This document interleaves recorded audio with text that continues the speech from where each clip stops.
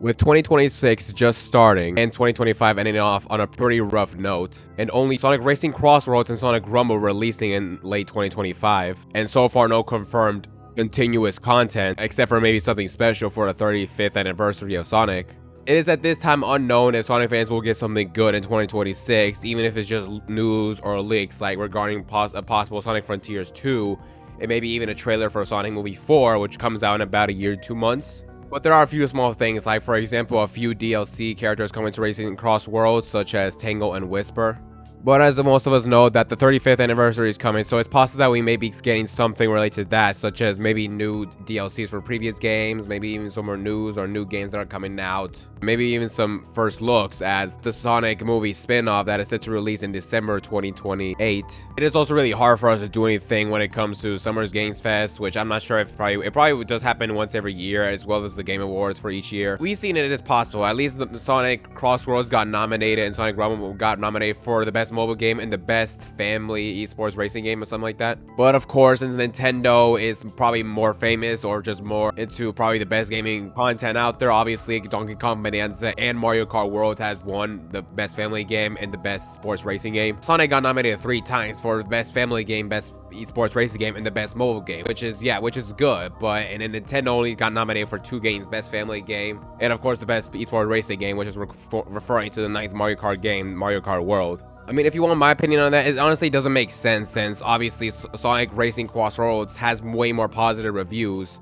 on the user score, and then Mario Kart World only has about a 7 for the user score, and of course the critics are around the 80, somewhere around those lines. Which is honestly weird, because you already know that if you buy the console, the Nintendo Switch 2, it's about $400 to $50, but if you include the Mario Kart World bundle, that's going to be about $500. So what, does that mean the game in total actually costs $500 total to play just one game if you care specifically about that one game? Well, probably not, because then you're gonna end up buying the game like Donkey Kong Bananza and other Nintendo Switch exclusives like Mario Tennis Fever, which I'm not sure if it's out by the time I upload this video. Even the new Yoshi game that they announced in that one Nintendo Direct for the 40th anniversary of Mario.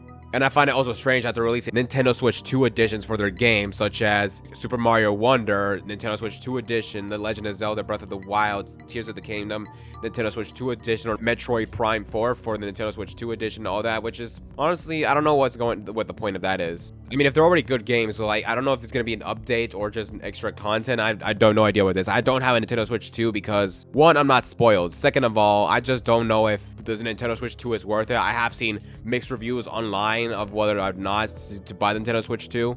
Some people claiming it's not worth it. It's just the same thing as Switch 1 and just doesn't really do much. Just new games and just extra special little content that gets posted every once in a while, and that's it. But obviously, if you're into esports racing or just new experiences, then the second Nintendo Switch 2 is for you. But of course, if you buy it separately, it gets more expensive. Like if you want the bundle with Mario Kart World and Nintendo Switch 2 both at the same time, it'll just be $500. And what I find interesting is that if you buy the console separately and then Mario Kart World is plus $80, so what? That's about $520 total. Ever since we got the prices revealed for each of the games, the bundle and just the console separately, and the game's prices and the reviews and stuff like that, I'm not sure if I'm gonna come to the conclusion that Nintendo's only after the money, kind of similar to what Sega was during the Sonic Superstars era, when of course they sell it at the normal new game price, which is about $60. And then from the mixed reviews from people complaining about the boss fights, some of the gameplay felt whack and just unfair difficulty, especially in certain stages, and the fact that some of the boss fights even last longer than the actual level themselves. I'm not sure that we're in that era for Nintendo now, because I think they definitely took the charm away for us Sonic fans. Like, it doesn't make sense how both of their games won at least one reward when Sonic Racing CrossWorlds has way more positive reviews. But I guess it's just Mario fans versus Sonic fans right there. They posted reviews online and just not care about the other game. Like a Sonic fan only wanted Racing CrossWorlds, and then just completely ignoring Mario Kart World. And then someone who is both a Sonic and a Mario fan will play both of them and then say which one is better. Maybe they're both the same. They probably will leave their own review online. Let's say a 6 out of 10 for Mario Kart World and a 9 out of 10 for Racing CrossWorlds. I feel like families are more into Nintendo, maybe just my opinion. I mean, I don't know if I'm just seeing that way, or pretty much both franchises is for all ages, pretty much, right? Unless you include something mature like Shadow the Hedgehog or maybe Sonic Frontiers. Sometimes I wonder if we will get a rated T Mario game. I don't know if that will ever happen. Just imagine that. So I don't know if the Game Awards just hate Sonic, or if everyone in the world just hates Sonic secretly, that they just secretly voted for Mario Kart Worlds, or maybe it's just the actual votes fair and square, that people are more of a Mario fan and a Sonic fan, or they just, you know, in between, but they just can't decide, and it's just in the end they pick none, they pick both, or just one specific one. So my guess is that the Sonic fans only care about putting the review on Racing CrossWorlds, and then when the time they came for vote for the game, they only voted for that and just not something else. But then again, Mario is probably the most famous video game character of all time, and so people are gonna check that game out more. And then when the time came to vote, whether they hate or dislike the game, and just not caring for Rumble or Racing CrossWorlds, they voted for the game. And I think that's the reason why Bananza won and Mario Kart World won. It's most likely a coincidence that there's more Nintendo fans than Sega fans. Me personally, I was not a fan of 2025. Like, I'm not saying I hate Nintendo, but I'm more of a Sonic fan, you know what I'm saying? But I am also a Mario fan. But was I disappointed about the Game Awards and just how the year turned out? A little bit. Like, only 2 games, one of them being paid to win, the other one just being probably the best Sonic racing game I've ever played in my entire life. In fact, is my first Sonic racing game, so yeah, I'm probably gonna say that a lot. I don't know if that was a good way to start off a Sonic racing game franchise, for me at least. But obviously they both have their own issue.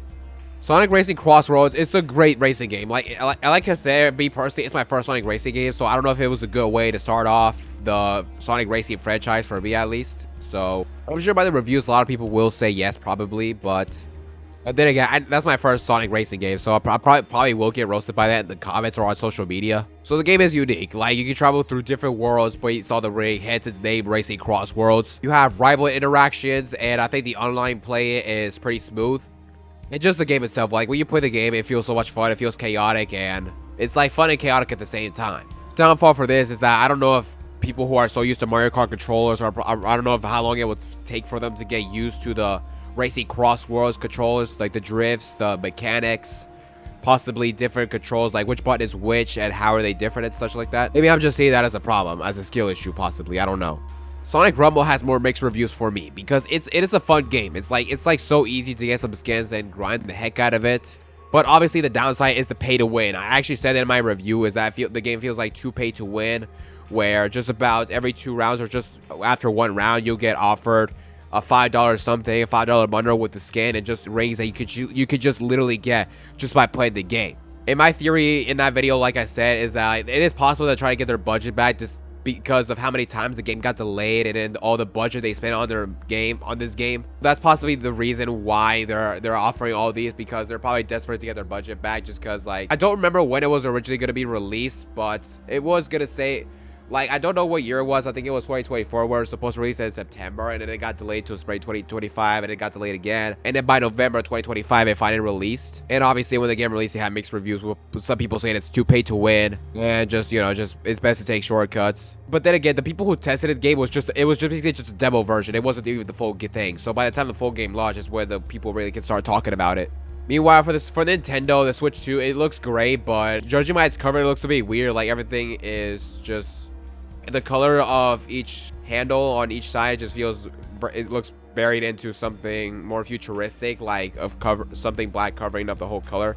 I mean, yeah, it feels futuristic. I'm not hating it. Like, it looks cool. What concerns me is just the reviews on Mario Kart World. Like, in total, they had to literally spend about $500 to play the game itself. And then people who only caring about the game possibly left a negative review, and they just don't care about any other game, just Mario Kart World, and then just people, I guess they did not like the game. But I'm gonna be honest, even if it did have mostly negative reviews, I still think Mario Kart World and Donkey Kong Bananza would probably be in Sonic Racing CrossRoads and Sonic Rumble. To be honest, I wasn't really surprised that Sonic Rumble did not win the best mobile game of the year, because, you know, the pay to win mechanic. Like, if the pay to win type of thing was an issue, it probably would have been in 2nd place or 3rd place, or maybe even win the Game Award. And like I said about Racing CrossRoads, I don't get how it did not win best racing game, because it has way more positive reviews.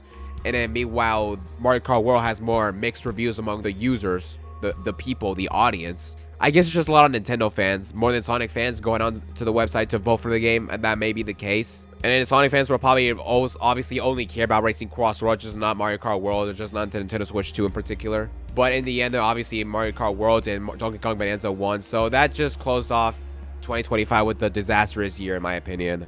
Just as a Sonic fan, like, I wasn't super upset. At least Sonic Racing CrossWorlds and Rumble got nominated, so I was happy about that. But for personal reasons, I just hate 2025, I'm gonna be honest. I'm not gonna go into detail because obviously it's personal. You guys do not want to know.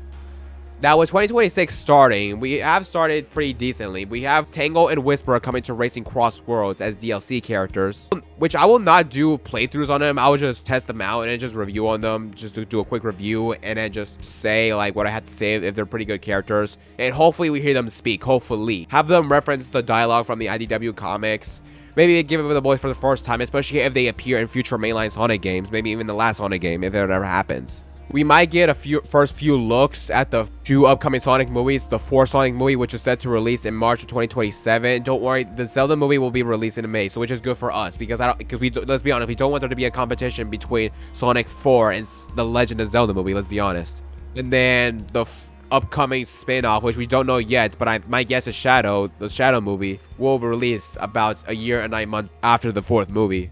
So we could be getting leaks of those, or maybe even the first trailer, and possibly the only trailer for the 4th Sonic movie, and the teaser, possibly just the logo reveal for the upcoming spin-off movie. Maybe some more possible Sonic Frontiers 2, potentially. Maybe even just one game, like one 3D platforming Sonic game, maybe even 2D, something with Sonic and or Classic Sonic, both of them at the same time, kind of like Sonic Generations. Or we might just get something, like maybe even some fan animations around there that people have been anticipating. But of course, if people are going to care about Nintendo, we might end up losing to them again. We don't know. But would I say I'm looking forward to this year? Yes, I would say I'm definitely looking forward to. At least the Super Mario Galaxy movie and the 4th Sonic movie is about a year apart, so we don't have to worry about a competition between those two. Just like how Sonic 3 ended up competing against Mufasa, the Disney Mufasa movie, which I was actually meaning to watch, but I never watched it. I don't know why. Just based on box office results, Mufasa wins, and but obviously, of course, I'm not really too surprised about this. Based on reviews among critics and users, Sonic 3 wins. I say the overall champion is Sonic 3. Let's be honest. We don't care about the box office. We just care about what people have to think. I know some people saw both, even some Sonic fans, and most of them are obviously saying that the 3rd Sonic movie is better than the Mufasa movie. I'm also curious to see how the Super Mario Galaxy movie, if it's going to do better than Sonic 2, or if it just will feel about the same thing. Because I think the first Mario movie did some things better than the first Sonic movie, but it is not better than Sonic 2 or Sonic 3. I think Sonic 2 is better than the Mario movie. I'm sorry for those who are more fan of it. Don't get me wrong, it's still a good movie. It still is. It's well animated, good action, good plot, good references, all that. Maybe we'll see some CD references in about a year from now. So at this time, it is unknown if 2026 will be a good year for us Sonic fans, but hopefully it is. Like, even if we don't get something big, I'm hoping to at least see constant news, constant updates on like Sonic 4, Sonic Frontiers 2, and the spin-off movie, and maybe even another upcoming Sonic game that is set to release, even if not this year, but in a few years. But I'm 100% looking forward to this. We may have lost a little bit in 2025, and we didn't get as much content, only just Racing CrossWorlds and Sonic Rumble. This year, I don't know if we will get Sonic Frontiers 2, maybe at least at December of 2026, in my opinion. Maybe around the last few days of December of 2026, we will get the first trailer for the 4th Sonic movie. And then maybe a logo reveal of what the spin-off is going to be about. So yeah, that's my thoughts about it. I'm looking forward for this year to be better. I don't know. Let me know what you guys think. If you guys think 2026 will be a good year for us. I mean, it did not go so well for 2025, but also at least it didn't went the worst way possible. Well, let's hope we get something exciting. So far, the only thing we have is Tango and Whisper coming to Sonic Racing CrossWorlds, but that's about it. But I'm not worried. Like, I'm still confident that we still got more stuff coming. Obviously, we got the 4th movie, the spin-off, all that. Let me know in the comments what content you guys are looking forward to the most, and do you guys think we will get something better in 2026? But all I say is that it is the 35th anniversary for Sonic soon, later this year. So let's hope we get something good. I'm not losing hope. I still got faith. I still got hope that we will get something good. I trust that. Trust. But yeah, let's hope that 2026 will be a good year. Thank you guys for watching this video. So sorry it's been a little bit since I posted. I've just been taking a hiatus from YouTube for a little bit. It's just, you know, I've been feeling so well. I feel a little sick a little bit still, but this year I'm also looking forward to make some more great content. I still have video ideas that I had planned out while I was away. So it does not mean I'm quitting. So if you guys are still here, even after the big hiatus from the latest video from the Sonic 3 re-review video, thank you guys. So I'll see you guys next time, hopefully. Peace out.